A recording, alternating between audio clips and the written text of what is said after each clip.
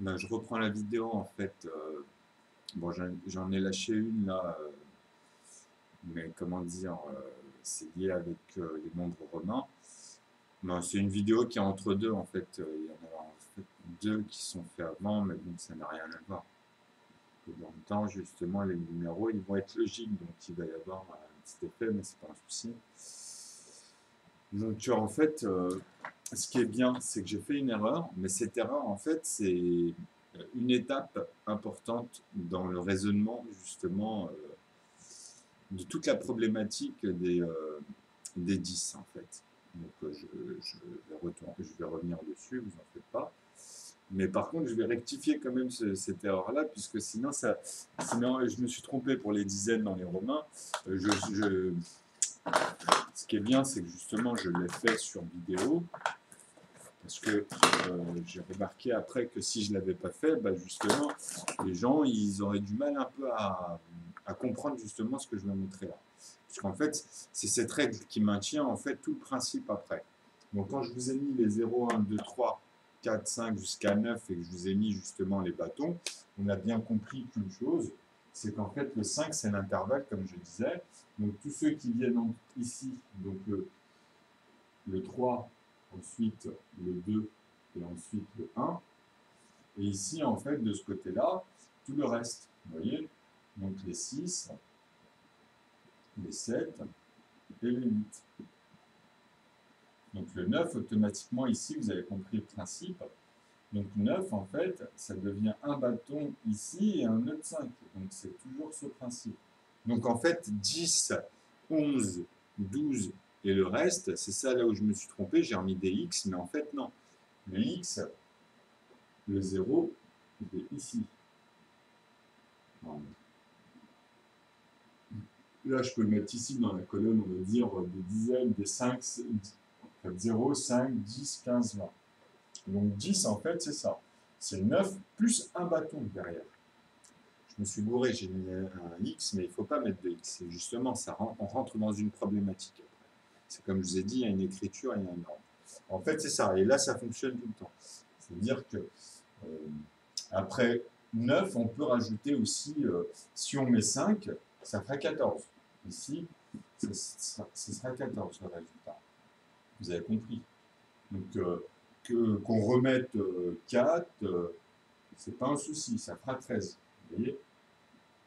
Donc, pareil, si je mets ici 9, si je remets 9, on va dire, pardon, ici, on va dire qu'il y a 201. Donc 201. Là, on peut mettre le 2 et le x, vous voyez. Donc là, on a justement le 2 et le 0. Parce qu'il y a dans 220, ah non, excusez-moi. Là, quand il y a 22, ça change, justement. S'il y avait par exemple 201, on met le x. Vous voyez. Mais, alors attendez, que je ne dise pas de conneries. Voilà, 201. On va le faire tout de suite. Donc, 99, c'est simple. Donc, vous voyez, c'est toujours pareil. Après, on remet 99, donc 9 et 9. Mais le fait que ici, ça passe plus à 18, c'est parce que justement, le fait que je rajoute... Alors, mais je le trouve, en fait, à chaque fois, c'est toujours pareil. Parce que je les ai vus, en fait, mais je suis pas repenché dessus. En fait, j'avais vu toutes ces problématiques-là, mais je ne suis pas retombé dessus. Donc, le fait que je me pièce, c'est pour aussi voir tout ça ressortir et voir en même temps, moi, les régler et retomber dessus dans l'ordre, en fait, indirectement. Ça joue avec. Donc, 9, là, on a 99 ou 18, vous voyez, pour certains, ou sinon, la note. Quand on la somme ou quand on le note tel que ça se présente dans les règles. Vous voyez. Donc on peut dire ici, tu as mis 5 et 4 ici, ça aurait pu être 54. Mais non, justement, dans la règle, c'est 5 et ensuite justement c'est 4. Vous voyez. Donc automatiquement c'est 5, 6, 7, 8, c'est une suite. Mais quand on pose 9 et 9, c'est plus une suite. Parce que 18, en fait, c'est pas ça. 18, ce qu'il faut comprendre, c'est que pour noter 18, il faut mettre par exemple un bâton ici et ensuite 8. Donc là, vous remettez 5, 6, 7, 8. Vous voyez? C'est ça 18. Là, on est dans 18. Donc, maintenant, 101 ou 102 ou 103, etc., il faut noter justement ce principe-là, plus encore une fois. Donc là, vous êtes bien d'accord, 9, 9, vous voyez, mais on lui rajoute maintenant, soit pour qu'il devienne, soit on lui rajoute 1 ici pour faire 100, soit on lui rajoute 2, 102, 101, pardon, 102, 103. Donc là, vous avez 4 bâtons. Normalement, on n'écrit pas les 4 bâtons, vous voyez. Donc 103 ou 104. 104, on remet le bâton, justement, mais vous voyez, ça revient au même. Sauf que quand il y a celui-là qui se présente, automatiquement, on a ce principe-là. Donc là, vous avez 101, vous avez 100, 101, 102, excusez-moi, 102, 103, ah oui, 103, excusez-moi, c'est comme ça, vous voyez, c'est ça le principe, parce qu'on recommence la règle, en fait. Donc 103, et après, c'est 104. Donc 104, on enlève ceux-là, on revient à 100, on en remet un seul avec le 5. Vous voyez, il est là le principe. Donc en fait, au bout du compte, on joue avec quoi? On joue avec les intervalles. Vous voyez cet intervalle-là? Cet intervalle-là, c'est ça la dernière fois. C'est pour ça que je me souvenais qu'il y avait encore le même principe que j'avais trouvé en fait dans la règle des 10. J'ai simplement remis mon principe avec, comme je vous ai dit, 9.9,9. Vous voyez? Donc on joue avec les 9. Et il y a une règle qui s'installe par-dessus dans son écriture, et qui est la même parce qu'elle est basée sur cet intervalle-là entre les deux. Donc, de ces 5 nombres-là et ces 5 nombres-là. Vous voyez? Donc, l'ensemble de ces deux-là, comme je vous ai montré plusieurs fois, ça fait 10. Ou 5 sur 5. Enfin, ici, ce ne serait pas 5 sur 5, mais 10, quoi. Bon, on peut dire 5 sur 5, c'est un entier aussi. Ou 10 sur 10. Après, vous voyez, c'est toujours pareil. Donc voilà, cet ensemble. Donc là, pour bien saisir ça, après, c'est à vous de voir. Parce que c'est pareil. Pour faire après un autre 9 ici, on peut rajouter un autre 9 et les faire tous comme ça, vous avez compris? Et après, bah, ça reprend toujours le même principe. Donc, entre chaque, jusqu'à, par exemple, 13, bah, c'est simple, c'est encore le 5, donc le plafond à chaque fois des intervalles, parce que c'est l'axiome, vous voyez? Donc le 6, quand je rajoute en fait ce chiffre-là, le 4, c'est parce que le 4, ici, on est bien d'accord que vous avez 3 bâtons, 2 bâtons, un bâton, un bâton. Donc ici, vous en avez 1, 2, 3, 4. Donc attendez, 0, 1, 2, 3. Ah oui, j'avais oublié ici, pardon, j'avais oublié les 5. Donc ici, en fait, il y avait bien le bâton et le 5. Excusez-moi. Donc, ce nombre-là, et en fait, ici, j'avais oublié aussi 1, 2, 3. En fait, c'était pour montrer au début l'intervalle. Donc, hop, et celui-là est de côté. Donc, en gros, 1, 2, 3, 4, 5, vous avez vu, 1, 2, 3, 4, 5. Donc en fait, cet intervalle-là, ces deux-là, ce sont en fait les plus importants dans l'écriture de toutes les sommes, de toutes les infinités. Vous voyez, c'est comme je vous ai dit 4 et 5. 4 et 5, ils sont là. Vous avez 4 et 5. Donc moi, je peux noter en plus 4. L'intervalle, ici, vous avez A, ici, vous avez B. Donc vous avez vu. Donc après, ici, automatiquement, vous avez 6. Enfin, 4 et 6. Non, 4 et 5, pardon. 4 et 5. 4 et 5. Mais par contre, oui, le 6 aussi, c'est une intervalle. Ne l'oubliez pas, mais on va le noter en rond.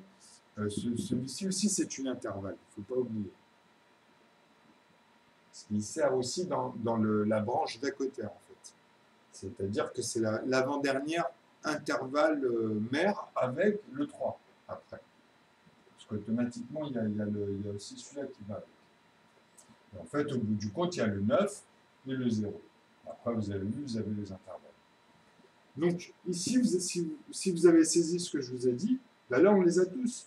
C'est-à-dire qu'à partir de là, quand on unit à chaque fois ces deux-là, ces deux ensembles, ça fait des 9. Vous voyez? Comme je vous explique à chaque fois. Donc après, pour passer ici dans la dizaine, ou là dans la... Vous voyez ici, après dans la centaine, ou après dans les 1000, bah, c'est pareil. C'est-à-dire que bah, dans l'écriture, on met des 9, vous voyez? Ou bien on peut mettre très bien des x, mais que au début, vous voyez? Donc on peut dire que bah, justement 9,9.9, donc une dizaine entière. Une dizaine, une dizaine, une dizaine, une dizaine. Donc ici, par contre, pour avoir ça, il faut bien faire comprendre que ici, vous avez ajouté plus 0,9.9. Vous voyez? Donc on retombe sur mes schémas. Donc, je ne sais pas si vous avez bien compris. Donc là, on est bien à 1, 2, 3, 4, 5. On a 5 puissances de 0. Là, on est dans les, on est justement autour des pas des 10 000, mais oui, des 10 000. Pas les 1000, mais les 10 000, justement. Donc, les 10 000, on est dans le plafond, ici. Bas, si on n'aide pas ça, vous avez compris. C'est-à-dire que là, on pourrait voir, justement, on pourrait se tromper au nombre de nombres, puisqu'il n'y a rien qui indique où ils sont situés après les unités là-dedans, avec les x, vous voyez. Donc, c'est pour ça que je fais bien comprendre que cet ensemble-là amène un autre x. Donc 1, 2, 3, 4, 5. Donc si vous avez ça, c'est que justement, vous êtes obligé de rajouter un autre pour dire que c'est cet ensemble. Vous voyez? Donc 9999 plus 1, en fait, pour dire 10 000, vous voyez, parce que là c'est 4 chiffres, ben, en dessous vous rajoutez en fait 4x et le dernier x, le dernier des derniers x, ben, va vous indiquer justement si, par exemple ici, vous pouvez mettre le 9, donc 5, 1, 5, plus 1, comme je vous ai dit. Donc quand vous avez cet ensemble-là, vous avez ici, en fait, 2 fois 5. Vous comprenez? Vous avez la dizaine. Donc on a remis une puissance, en fait. Vous voyez? Donc on peut dire 1, 2, 3, 4, mais ce n'est pas les 1000, ce n'est pas tout en bas, ou ce n'est pas que des zéros. Mais on sait qu'on parle bien, une fois qu'on est passé à 2x, ça y est, c'est là, ici, ça peut être 10, 20, 30, 40, 50, 60, vous voyez, jusqu'à 99. Mais pour exprimer le 99 ou pour exprimer le 20, je vous ai montré comment on fait. Donc, ça, c'est pour juste un résultat, hein. C'est une connotation, comme on dit, vous voyez. Mais en fait, la véritable écriture, c'est obligé de mettre des 9 à chaque fois. Vous voyez. Donc 9, 9, 9 plus le 1, pour faire comprendre justement le système. Vous voyez. Donc 10, tout simplement, quand ils notaient 10 comme ça à l'époque, ils auraient pu dire que ça, c'était justement le 5 et le 4 plus le 1. Vous voyez? Donc là, vous avez, voilà, ça se retient comme ça. C'est-à-dire que vous avez le 4, le 5 et ici le 1. Ok, donc 9 et 10, en fait. Voilà, tout simplement. Donc après, vous allez jusqu'à l'autre 5, et après, vous enlevez les autres bâtons, vous laissez que le 1 pour remettre le 14. Et après, ben, vous enlevez justement celui qui est là pour le 14, et vous passez au 16. Enfin, vous laissez le 15, vous voyez, tout seul, et après, vous passez au 16, 17, 18. Une fois que vous êtes à 19, 19, c'est quoi? C'est 9 et 9, encore une fois. Vous voyez? Sauf que non, là, on n'est pas dans la somme, on n'est pas dans les additionnels. Vous comprenez? Donc voilà. C'est tout simplement une question d'écriture et de principe. Donc là, si vous avez suivi, pratiqué, vous verrez, puis ça revient au même. Hein. C'est exactement ce que je fais moi, là, avec les 10 nombres. Après, et le 0, tout est compté dedans. Voilà, vous voyez, c'est pas compliqué. Donc voilà, 101, après 102, ou 11 002, ou 11 003, ou vous voyez, ou 10 001, 10 002, 10 003, puisqu'après, à partir de là, justement, quand on veut faire 11 003 ou 10 003, bah, il y a juste à rajouter le nombre de nombres plus la différence. Donc voilà, le fait de rajouter juste un 1 justement à tous les 9 amène à dire que justement, en dessous, on peut noter autant de x que de 9, sauf sur le dernier, le plus 0,9.9, pour combler en fait le paquet, puisque c'était le dernier 0 tout en bas de la ligne qu'il faut ajouter. Et ben voilà, c'est le 1, c'est le dernier nombre.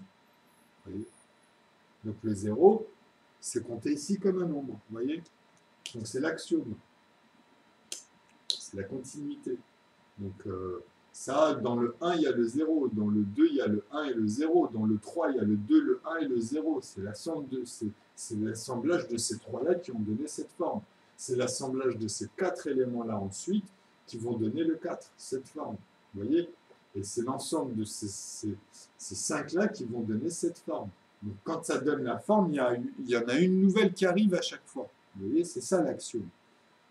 Donc voilà, dans la constante, on voit qu'il y a un nombre qui s'ajoute, et en plus de ça, bien écrit dans une intervalle et une constante tout le temps. C'est-à-dire on rejoue avec la même distribution continuellement.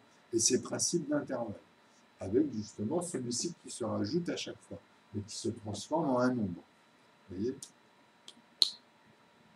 Comme je l'explique et comme je le montre, même avec les 0 et les 1. Parce que justement, notre écriture, nous, elle a été déplacée. Donc les courbes, elles n'étaient pas homogénéisées directement. On les a homogénéisées fur et à mesure, mais ils restent que homogènes. Ils ne sont pas finis, en fait. C'est ça le terme. Donc on cherche l'homogénéité, de les homogénéiser totalement, à 100%. Et moi, c'est ce que j'apporte, puisque justement, je vous ai montré toutes les problématiques où elles sont liées au phénomène. Les problématiques sont liées au départ. Donc le départ, c'est les noyaux, c'est les axiomes. C'est là où il va y avoir toute la projection de toutes les lignes sur la courbe. Donc c'est le 0 et le 1, la base des problèmes. Puisqu'après, bien sûr, on le retrouve plus loin. Donc ce 0,09, en fait, vous allez après aller dans 0,9, après vous allez aller dans le dernier point 9, et après vous allez tomber sur un autre problème, parce que vous allez re-rentrer dans les décimaux, dans les trucs où, justement, après on fait soit que des 1, on pourrait créer une architecture où l'énergie qui vient, au lieu de dire que c'est des 0 et des 1, on peut dire que c'est que des 1. Et nous, la manière dont ça va converser, c'est là où l'architecture va avoir une forme, c'est qu'on va créer un système pour qu'à chaque fois que, quand il descend pour ce 1-là et ce 1-là, on lui dit que là, par exemple, il n'y a pas 2, il y a 11. Vous voyez que les 2, c'est quand il descend à chaque fois. C'est les deux premiers 1 qui descendent. Donc, il y en aura un entre les deux qui est en haut. Vous voyez? Donc, c'est ce rapport-là. Donc, celui d'en haut, il n'est pas là pour rien non plus. Après, vous voyez, il faut tout utiliser pour avoir des lignes.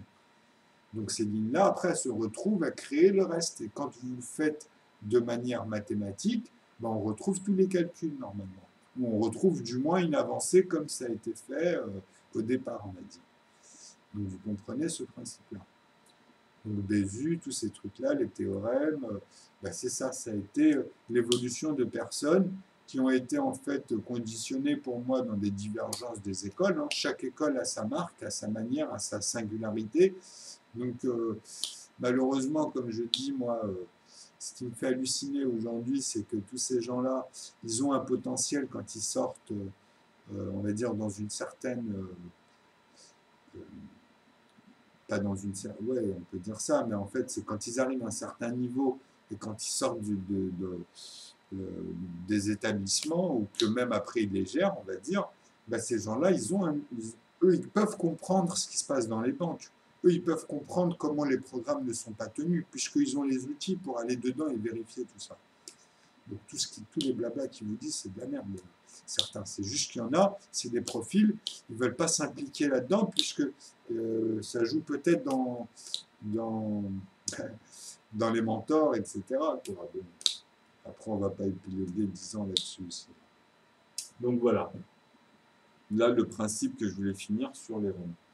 Bientôt, là, on va continuer. Ça fait 19 minutes, c'est assez long quand même. Donc après, ben voilà, faites-le, vous allez voir que ça fonctionne très bien.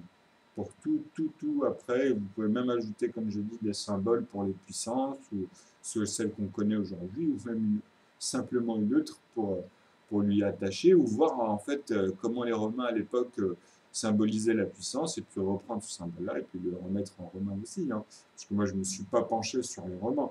C'est juste que j'ai pensé aux chiffres romains il n'y a pas très longtemps. Et en fait, bah, j'ai un peu posé la structure dessus et j'ai vu en fait toutes les problématiques. Et là, je les avais zappées parce que j'avais juste fait ça dans ma tête vite fait. Donc voilà, là, je reviens dessus, vous voyez. Et en plus, ce qui est bien, c'est que j'expose, comme là, comme je vous dis, tout ce que je fais, c'est la première fois. Et je fais exprès de me piéger un petit peu pour voir ce qui en ressort, pour après, justement, rectifier et amener. En fait, c'est comme si vous avez un prof qui note sa formule, et à un moment donné, bah, il s'embourbe, et puis vous le voyez effacer, et après, il remet ce qu'il faut, quoi, vous voyez. Donc, bah, ça arrive. C'est des choses qui arrivent. Mais c'est bien de le mettre parce que c'est que ceux qui arrivent à comprendre pourquoi c'est arrivé, c'est qu'il y a un phénomène que d'autres vont tomber dessus. En fait, c'est des, euh, c'est des passages, mais ils sont bien. C'est un peu comme les tours de magie que je vous ai mis, là, je vais remonter dernièrement des vidéos, où je vous demande de penser très vite à une couleur, à un outil et à un nombre. Je vous fais d'abord, je vous fais le tour de cartes pour faire ressortir ce nombre-là, et à la fin, je vous sors un papier, parce que j'avais fait une explication avec un autre tour pour les intimes, mais c'est vrai qu'à la fin, moi, comme j'étais là et puis que c'est très près du matelas, avec le téléphone portable, bah, à un moment donné, je bouge, j'en vois plus. Mais quand vous suivez les principes des nombres, comment je dispose les choses et vous refaites la même chose, vous allez voir la carte bouger. Hein. Et quand je disais euh, que, en fait, je faisais comme si que je connaissais pas le tour. En fait, j'ai reproduit mes sentiments du collège la première fois que je l'ai vu de mes yeux, mais les mecs, moi, comme je vous ai raconté après dans la vidéo plus tard, j'ai exprimé en fait ce truc-là, je vous ai dit que, en fait, moi, tout de suite après le tour, je l'ai reproduit tout de suite. Je l'aurais fait tout de suite après aux élèves qui étaient autour de moi. Donc, il y avait des gars de ma classe et d'autres qui n'étaient pas dans ma classe, parce que c'était la récréation. Donc, j'aurais sorti le tour. Et quand ils ont vu que j'ai ressorti le tour tout de suite après, alors qu'eux, ils n'ont même pas calculé comment c'est arrivé, puisque c'est un tour où justement ça se passe dans la tête. La personne, elle ne prend pas la carte ou elle le remet dedans. Vous voyez, il n'y a pas ça. C'est juste, elle voit une carte et moi, je lui ressors après. Donc, il est là le phénomène de l'inconnu. Donc, bon, après, il peut y avoir 3 inconnus, 40, 150, 4 milliards. Moi, je les ai toutes, les formules. Hein. Donc, soit je refais en fait le principe du même paquet, donc c'est ce même multiple après qui multiplie, ou même ce tour-là, vous pouvez faire, en fait, au début, vous faites n'importe quoi, c'est-à-dire, vous voyez, vous avez un sens, vous voyez le même sens. Ce sens-là, vous pouvez le chambouler. Au début, vous pouvez le faire que 2 fois, mais dans un autre sens. Et après, vous faites 3 fois dans le bon, et après, une fois que vous avez fait ces 3 tours-là, bah, vous refaites 2 autres ou vous en refaites une autre et eux, ils vont essayer de trouver des trucs alors que vous les avez juste embrouillés. Vous voyez. Donc après cette carte-là, vous n'êtes pas obligé de faire en sorte qu'elle monte pyramidalement, qu'elle apparaisse en fait au fur et à mesure. C'est vrai que c'est sympa, mais après, vous faites ce que vous voulez. Vous pouvez la garder dans votre tête, la sortir dans son truc, lui faire signer une carte en fait et lui ne la voit pas, vous voyez, ou vous comprenez, ça vous pouvez le faire, puisque vous-même vous la signez de dos par exemple, et puis voilà. Vous prenez une carte au hasard, ou même vous lui reprenez, vous lui dites qu'il ne la retourne pas, et qu'il fasse sa signature dessus, et il la retrouve chez lui, ou j'en sais rien, moi, vous pouvez faire tout ce que vous voulez. Ce que je veux dire, c'est qu'une fois que vous savez où elle est, vous pouvez embrouiller de toutes les formes. Et après, vous voyez, il ne faut pas faire de tous les cinémas. Mais le plus marrant, bien sûr, c'est d'arriver à trouver toutes les formules, toutes les combinaisons, en fait, de, de ces déplacements. Parce qu'en fait, ce qu'il faut comprendre dans les maths, c'est pour ça qu'on joue beaucoup avec maintenant dans les jeux de casino, dans les lotos, puisque vos roulettes, il y en a des différentes.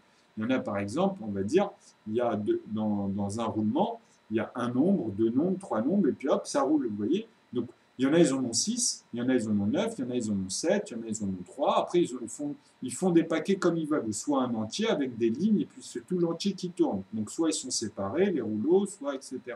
Donc, ces trucs-là, c'est simplement, en fait, le nombre de nombres qu'il y a, c'est comme une grille complète, vous voyez, après ça dépend justement s'il y en a 6, s'il y en a 9, etc.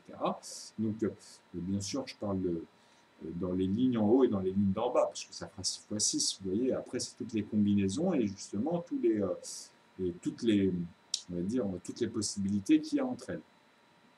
Mais justement, pour après avoir le rapport de tout ça, il faut partir soi-même de, par exemple, un nombre et le balader là-dedans. Et quand vous arriverez à le balader là-dedans et à le voir se balader là-dedans, vous allez passer à 2 nombres, à 3 nombres. Et si c'est des lignes, quand vous les assommez, ces nombres qui apparaissent, comme le loto, des fois il n'y en a qu'un seul nombre, des fois il y en a 2 nombres, mais ça passe jamais à 3 nombres. Donc vous les séparez tous et vous, déjà, vous avez un potentiel. Vous les mettez tous en unité et puis justement, vous les collez tous ensemble. Et d'ailleurs, vous pouvez en faire, vous les séparer par 3, et c'est comme ça. C'est toutes les combinaisons après qui vont apparaître derrière. Donc là, vous créez en fait leur table de multiplication. On revient aux tables de multiplication, mais les vraies, avec la disposition des nombres. Et ça, je vais y revenir. Donc voilà, là, j'arrête la vidéo, mais on va revenir là-dessus, sur tout ça, au fur et à mesure. En fait, c'est simplement la relation entre les nombres naturels pour avoir des entiers. En fait, gérer l'entier et la virgule. Comment des virgules on passe à l'entier ou comment des entiers entre eux on reste que dans les entiers. Vous voyez? Parce qu'une fois qu'on a ce principe-là, en fait, après c'est pareil, c'est juste un déplacement de la puissance soit en négatif pour descendre la virgule ou pour en créer une, vous divisez, vous voyez, ou soit l'inverse, vous multipliez pour la retirer. Ou pour après aller dans que les entiers ou entre eux, on va dire, ou bien sûr créer après de virgules, etc. Mais il faut savoir où se balader dans tout cet air-là. Bon, bah à bientôt.